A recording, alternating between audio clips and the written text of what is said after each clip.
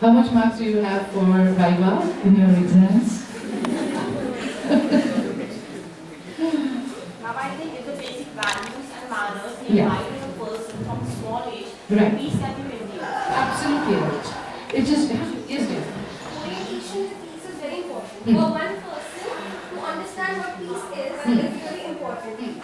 So once the peace is oriented, like it's included in subjects for the student or something they're thinking of studying. If students study them, then peace can be. Sometimes, what's your name? Shruti. Shruti, it's happened sometimes. We have a lot of things in our textbooks, but we don't follow, We just read them for the sake of marks.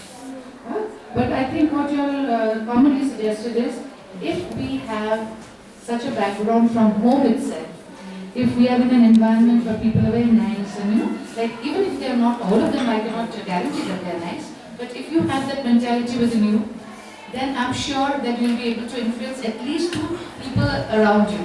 So that way, it can form a chain. Right? Lovely. Thank you so much. Anybody else you would like to tell? It is an interaction only. Yes, dear. Instead of the government is some conflict, Huh. we can talk over it. Yeah. So that it can remain. It can be able to be solved. Yeah. Why not? Why not? And because the war can never be settled by another war.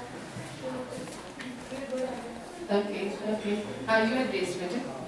Actually, today's topic is peace. And one thing I want to say that we always study, like in the case of MBBS, we study ethics.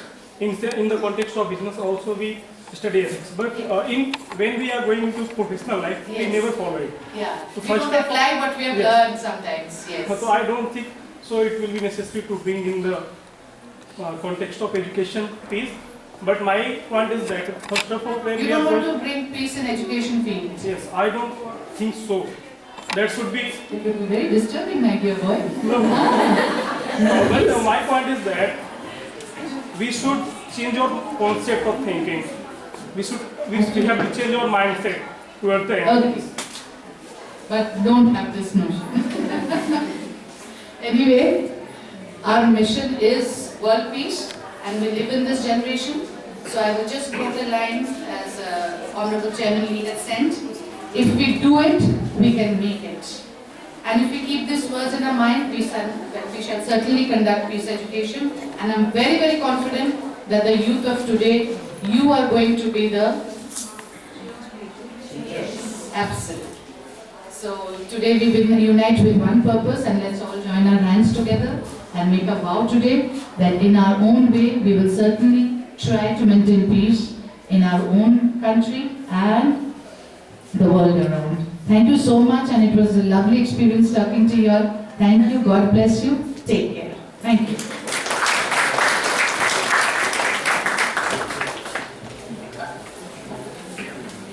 Thank you, Ms. Rima Dey, for your congratulatory message and also the importance of peace movement to curb conflicts that you have addressed our students about.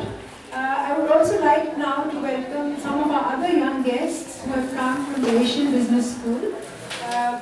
I would like Alia and Devangi to welcome Mr. Akshay Sharma from the Asian Business School. He's come with a group of 14 students.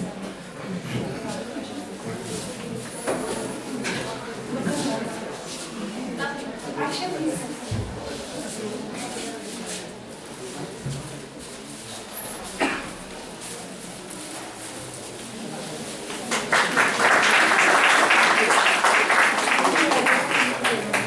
May I now ask Kamaljeet to welcome Ms. Anshu Pindar from Ramagya School.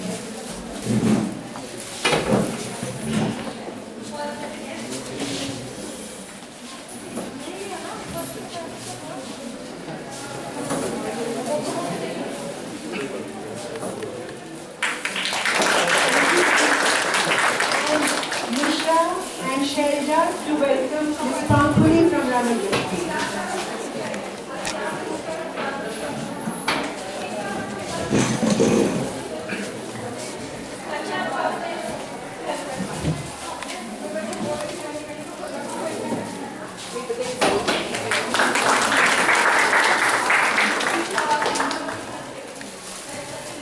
May I now request Professor Ilyas Punjabi to present his thoughts on the value of peace education to to our students.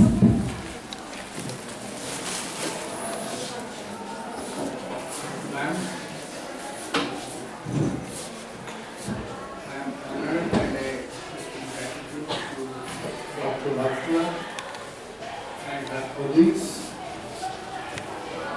for providing this opportunity to have an interaction with this younger crowd of peace lovers or peace seekers. I think that we need, first of all, to liberate our minds from the collectors. These collectors, what collectors, which you find in books, or quotes, here and there, and still peace eludes us.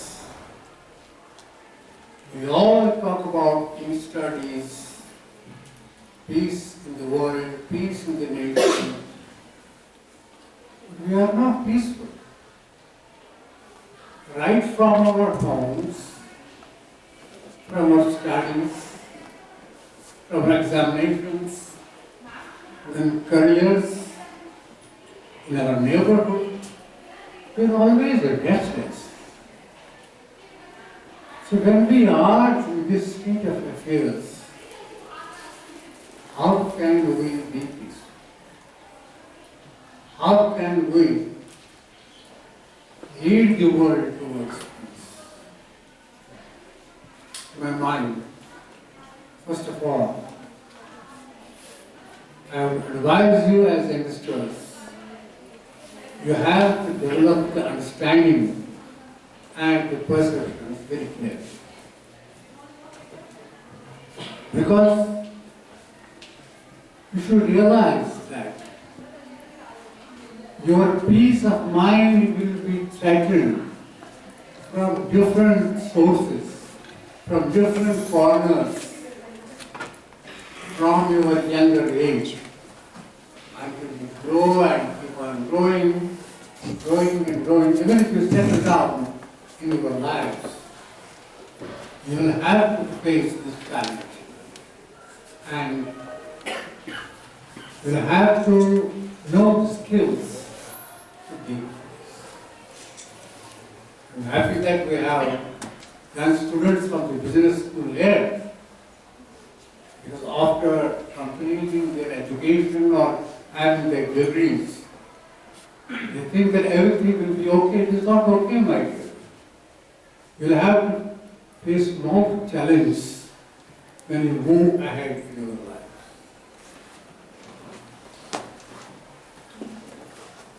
I will tell you my experience of life regarding peace. More than 25 years ago, a terrorist of the militant organization issued a threat to me that because I used to write in the national media as an academic about conflict and peace issues.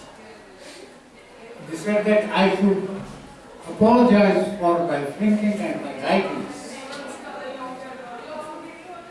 I kept quiet. I didn't answer them. Many of friends in journalism and academia called me up, please write one or two lines. If they are ruthless people, they can do anything. I kept my cool. I'm telling this for the first time to you. Then the next came, not private, publicly it was published in the papers. They gave me a death sentence and wrote that a squad of 6 people will be sent to eliminate. I took it very easy. And then, you know how bureaucrats are. I have the bureaucrat friends, IAS officers. He said, you don't accept police protection, you don't accept any security. Now we advise you grow a long beard. And you just go around and get a job. Okay? Or you buy the right to use goggles. I hell with you. I am not going to do either of these things. Sorry. But then incidentally, I went for the first peace conference, which was organized by the International Institute of Peace in Netherlands. It was sort of a workshop on peace for in a place called Groningen. And it started off with that. Perhaps I am one of the luckiest persons to have moved every corner of the world. I have gone to every country looking for peace, meeting peace activists of different nationalities, different linguistic groups. And ultimately, I discovered that both the philosophy and the practice of peace lies in our life. You have to go back to the spiritual roots. If you want to grapple with this issue of peace, and then you can do it. I am not discouraging that there should be no peace studies. I am not discouraging that there should not be structured kind of approach. Look for the peace. There should be. Because that will develop your understanding. To understand the roots of the conflicts. Domestically, locally, nationally and internationally.